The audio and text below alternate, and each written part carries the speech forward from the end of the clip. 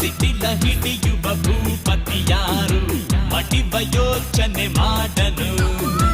ಹುಡುಗ ಬೆದರಿಸೋ ಹುಡುಗ ನಾನು ಅಟಕಿ ನಡುಗುತ್ತ ಬೆದರೆನು ಹುಚ್ಚು ಕುದುರೆಯ ಮನಸ್ಸು